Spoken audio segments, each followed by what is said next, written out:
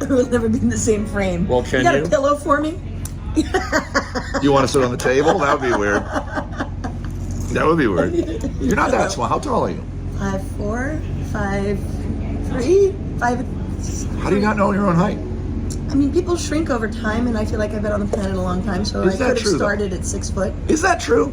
Yeah, it's really true. I heard that's an old wives' tale. No, you really do.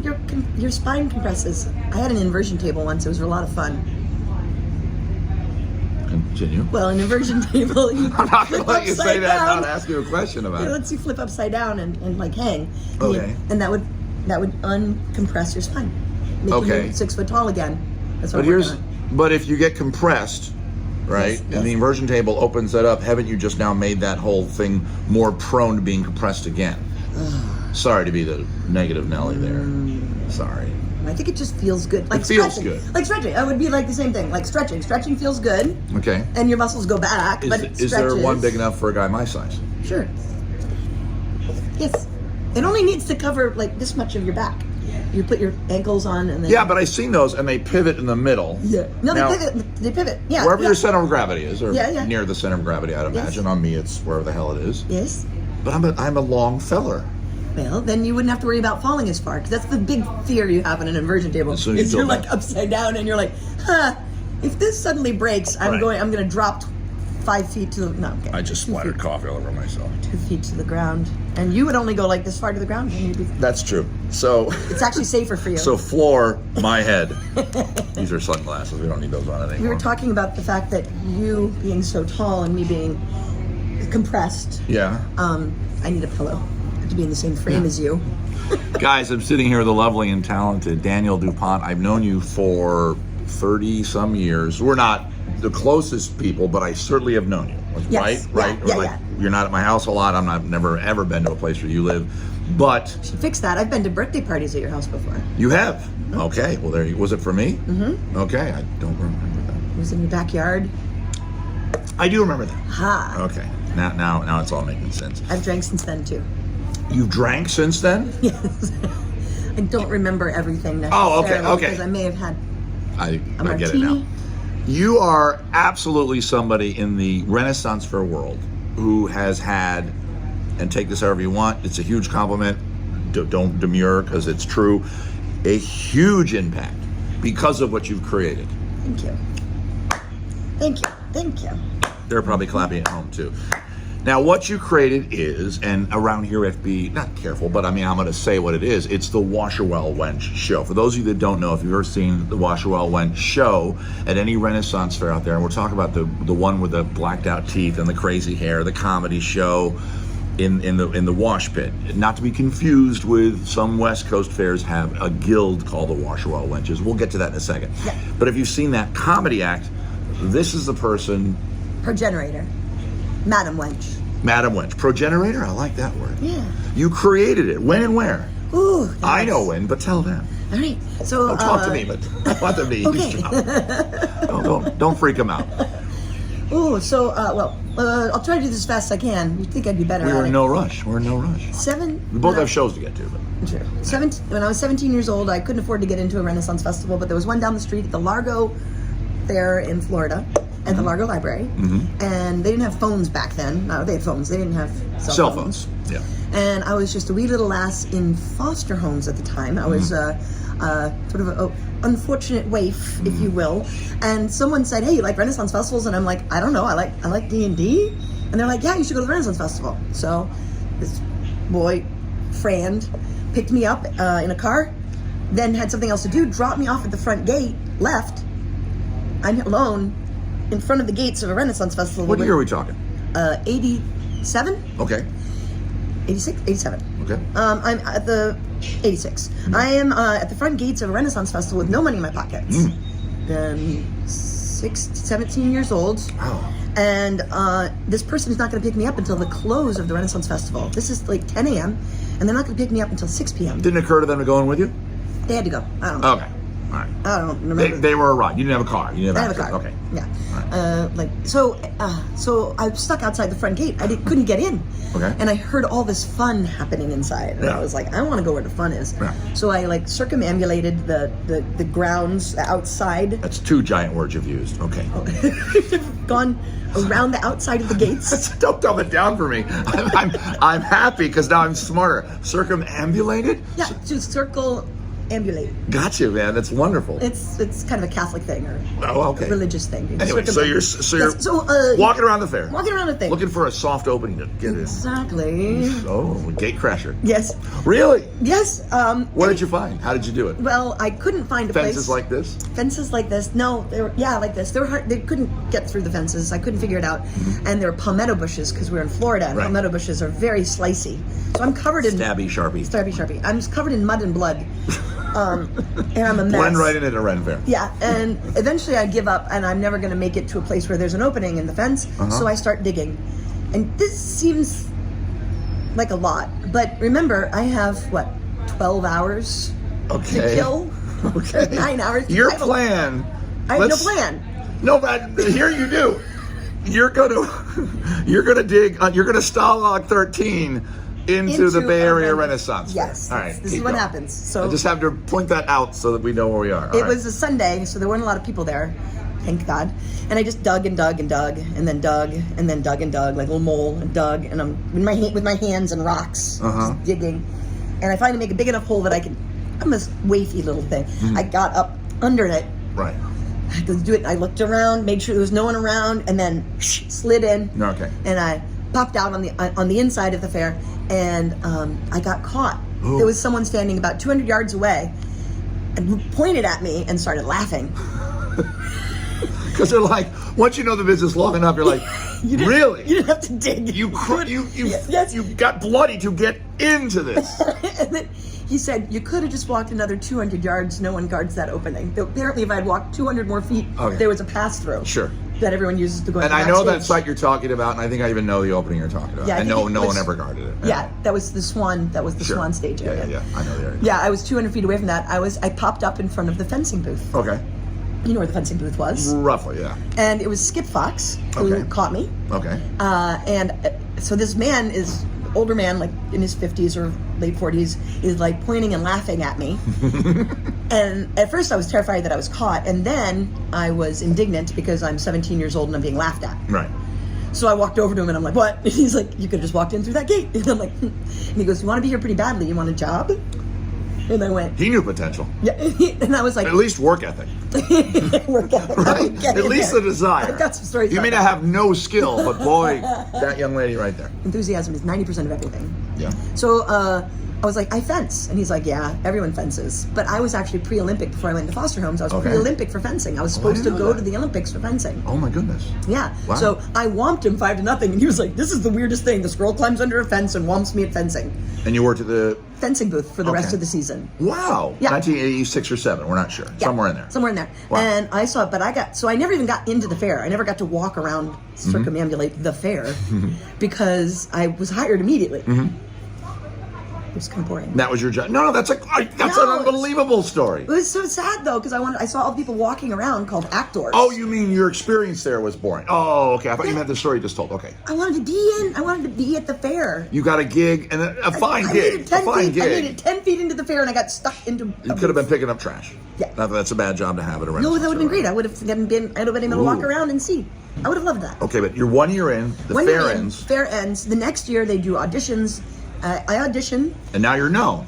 You're the girl that worked at the fencing booth. Sure.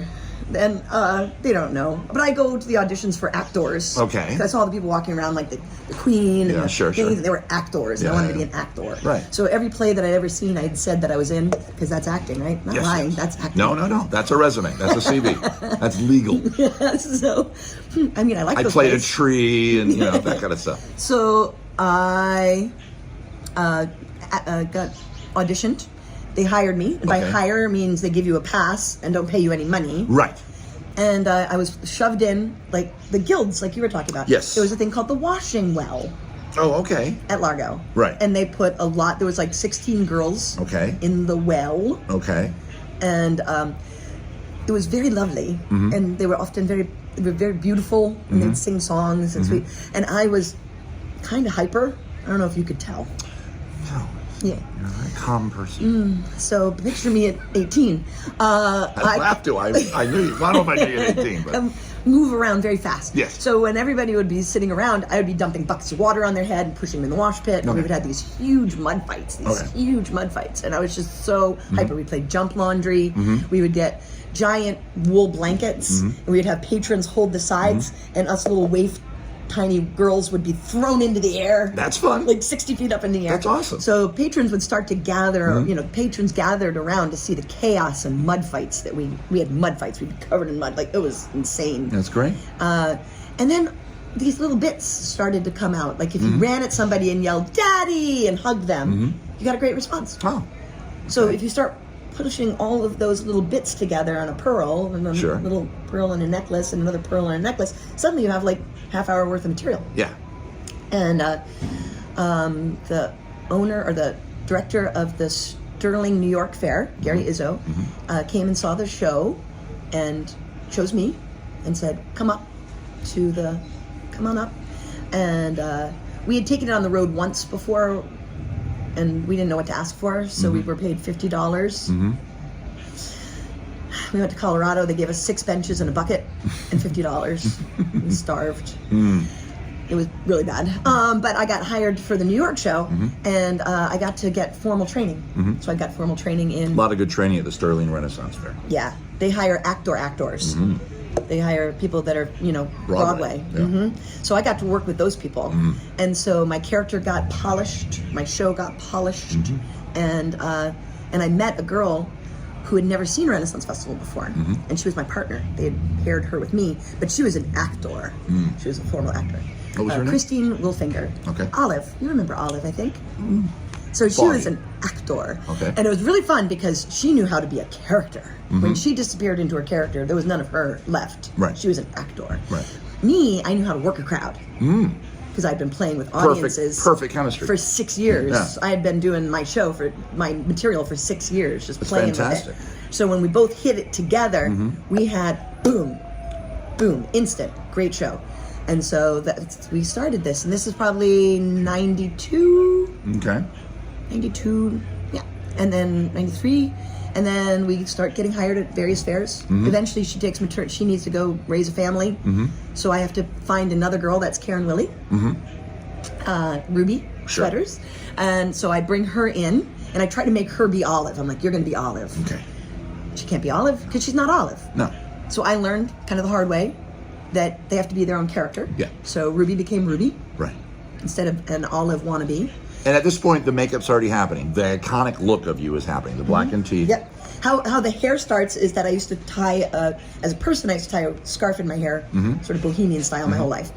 And then as a character, I took a pair of bloomers and I tied them in my hair.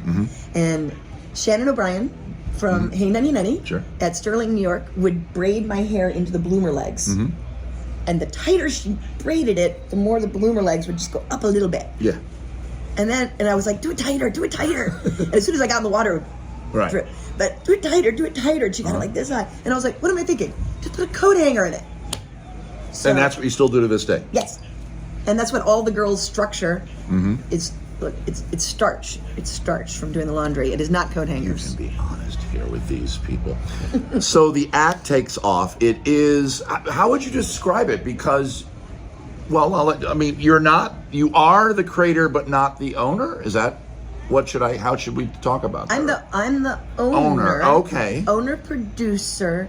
And I think of the show as I carry the tapestry. It's a tapestry. Oh, okay. Some of the only rules that the wenches, once I've brought a wench into the fold, a washer into the fold, they're all formal actors. They're all professional actors before I reach them. Then they're a certain variety of human. They have to be kind, more important than anything, because the script is already funny. But to be kind and inclusive to your audience, to your management, to your people, that's more important. Yeah. So that I look for funny, kind, flexible. But the only rules once I brought a girl into the fold is they can't be too sexual and they can't be too anachronistic. Of course, they break those rules all the time, but those are the only 2 rules I have. And then they can do any material they want. So because of that, they add squares to the tapestry of the show. That's a great way of talking about it. And so I'm the one that carries the tapestry. Right. So I'm the one that carries the tapestry and decides who gets to put pieces into the cloth. But I talked with the wenches, I think it was Genesee and... Marion? Yes, at Bristol. And we addressed a thing that you kind of alluded to, so I wanted to address it again. There is the characters, and they're all cousins, are always looking for men and unapologetically, I don't want to say inappropriate toward men, but because they're not trying to be beautiful. You clearly do crazy hairstyle, blacked out teeth. The effort is, and it's so rare in our culture these days, and I complimented them, so I compliment you now. It's so rare. Women in entertainment can just be funny and not have to, you're beautiful. They're all beautiful in real life. But you're going to play a character that doesn't need to be sexy. You know, when you look at the pop culture, YouTube and all, everybody's beautiful. The makeup is crazy for every woman. Men, a little bit too, but they don't have to be. Right. Very much a double standard. You came along and said, screw it. We're going to be these crazy, funny women. We're going to be all over the men, but we're clearly... It's a gender swapped ideal. Okay. So when I was in college, I did go to college. I studied at University of South Florida honors program, where my offspring also graduated from. Nice. A legacy. And I studied interdisciplinary social sciences. Third big word. And in that I was studying... Pretty sure you made that up, by the way. Feminist theater. Feminist gender role acquisition back in the days when they didn't have those kind of people weren't thinking about it, and I was very upset. I was very challenged by the idea of the everyman character in theater, which is a man is the center script of the script is a man. He's got a humpback, a big nose. He's too short. He's too tall. He sees God. He is God. He's a robot. He's whatever. He's misunderstood because of his thing, whatever that thing is. Okay. And the whole script revolves around him learning to love himself anyway, and a woman loving him and showing him how lovable he is. Okay. And people around him going, "Oh, I care about you." Okay. So this story is the opposite. It's the every woman story. Okay. Yeah, the Washing Wenches are the every man flopped on its head. Okay. We are the flawed person looking for attention and support from a world around us. Okay. And so I feel like we are the antidote we're guerrilla feminist theater, and at a grassroots we're an antidote to what they're always seeing, which is like the Bart Simpson characters. Sure. You know, Marge is so good. She's so good. The female character is always they're always so good. Right. They're beautiful, they're smart, they're capable. It's the dumb man principle in commercials you see all the time. Yeah. The dad's always an idiot. Yeah, dad's always an idiot. When a guy goes to strip, he's always like, I don't know what I'm doing. And I'm like, no, I want to see a guy know what the hell he's doing. Okay. Show me a sexy man knowing what he's doing. Bring me that. Come to my OnlyFans. Now let me ask you this. I always like to end with a punchline, move on to the next beat. We're not going to keep you too much longer. I know I got work to do. We both have work to do. We do shows here. And I think I talked to the other wenches, but I want to get to you. Being that you came along in an industry which, for good or bad, on stage at least, plenty of women in the cast. Most of the stages, it was a sausage fest. It was when I started the Maryland Renaissance Fair. I'm going to throw myself way back here. I don't recall a woman on stage, and then you'd see a woman partnered up with her husband, like Rick and Jan, and an act, or Rosie and Lloyd. You know, these are both acts that are married couples, and that was great. But there weren't just solo women or a group of women. Right. Sac Theater, I maybe had some women in it back in the day. So you kicked down some doors. Did you get resistance? Or is this another interview? We don't have a lot of time. So the answer is yes. Okay. And it was without saying names. It was really hard to get equal pay. It was really hard to get benches. for your stage. Which are almost Gold. like currency in this line of work. Yeah, Right. they would give us like six benches and a bucket and $50. I Right. told you that was my first time out. Right. And then you show that you could engage. Pack a place, You right? got 7 buckets. Yeah. Or 7 benches. 7 benches and 2 buckets. 2 buckets. Yeah, it was a long road uphill. Yeah. But now the Washing Well Wenches perform at Known. 34 Renaissance festivals around the circuit. So you are where you were not likely to see a main stage female act at a Renaissance festival. Now you are more likely to see a Washing Well Wench show than any other show if you go to a Renaissance festival around the country.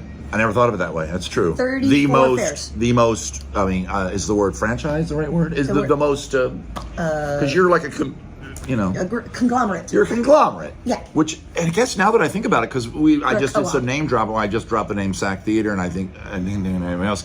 I think maybe Puke and Snot did that one year, and a few other acts have tried to do it. I think the Tortuga Twins, of course, have done it, but not as successful as you. Without dropping names, I'm going to say that one main stage male act did ask me, Okay. how did you do this? How did you make this happen all over the country? You can say my name. And I said, you can't do it. And they said, why? And I said, I let my girls, I let my people do whatever they want. They can write anything they want. They can do anything they want. We share all the material equally. If they write something, I can use it. If I write something, they can use it. Yeah. We are egalitarian. I am no more the boss than really anyone else. I don't make any money off of the show. That's kind of what I meant before about the ownership of it. I don't make any money off the show. When I get paid the same amount as my partner when I work at a show. I said, you can't do it because you're in it for a different reason. I'm in it for world domination. I'm in it to change the landscape. I'm in it for young women and young boys to see main stage females performers. I'm in it to make a difference. Wow. And you're in it to make money. So, and you want your show to be done like you want it done because you have the idea your show is exactly the way it's supposed to be. I don't have any of those illusions. I hire competent people. I let them be who they are. I let them do a good job. I give them all the freedom in the world. I don't take any money. That's how I'm at 34 fairs. That's why none of the wenches have tried to rose up and had an insurrection or whatever. Why would you? Don't need to. Why would you? I'm here to support. That's all. Yeah, it's like Kiss doing the 4 solo albums. I mean, I have a servant's heart. I live to serve for world changing. And that's all awesome. I wanted. I wanted to change the world. And you may have just answered the question that I always asked everybody on this series. I deal with a little anxiety, and we talked briefly about that in our past, in our personal life, and depression, and I have a hard time getting in touch with the idea of joy. Is there a moment in your day, and keep it in your day here in working in the business, not outside the business, that brings you the most joy, whether in your show or whatever? Just the show. Just the show in general. Just the show. Is there a joke that you go, oh God, I always love this moment right there? I know, I'm asking you to choose your favorite baby. I know. And you can say all of them. It's all of them. And walking on the streets, interacting with people. I think walking around is probably my favorite because we have all these and you're singers. so enabled because of your characters being so outlandish. You don't have to hold back because you're ridiculous, and you all present it so ridiculous. And I love seeing you guys walk by. I miss it because at this fair we're very far apart, and of course I hang out backstage a lot. Danielle Dupont, I'm going to point at the screen here. Do this with my hand. That lets me know in the editing. Don't follow my finger; it'll get dizzy. This is where all your bona fides are going. Where can people go on the internet to find more about the Washing Well Wenches? Tell them right there. WashingWellWenches.com. I know it's a really long. WashingWellWenches.com. 3 very easy words. Actually, when on exit surveys, we come out as laundry lasses and the wash girls and wet wenches. My favorite was damp damsels. Damp damsels. So any people that want to do, a copycat act. I just gave you all the Daniels. names. So WashingWellWenches.com. Washing Well Wenches. Washing Well Wenches. See, it's trickier than you think. It is. And Facebook and Instagram and TikTok. Okay, and you just mentioned you're at 34 fairs. Let's just assume that if you go to a Renaissance fair in this country, you have a more than 60% chance of seeing some of your cousins. My cousins. They were all like formal actors, and they played ingenues their whole life. And the first time they black out their teeth and wire up their hair and look in a mirror, they giggle like crazy to finally be set free of those expectations. And off camera, you'll tell me about, I'm sure there's some weird ceremony with candles being lit and sacrificial beavers or something. Yeah, sacrificial young men in kilts. So it's so delightful. I could probably sit and talk to you for another hour, but we both have to get to work. So I always leave it to my person. I'm chatting with Danny. The camera's right about there. Look right down the pipe. Say goodbye to the nice people. Bye, nice people. I hope to see you out there. If you're dirty, we're going to wash you. Bye, everybody. Bye.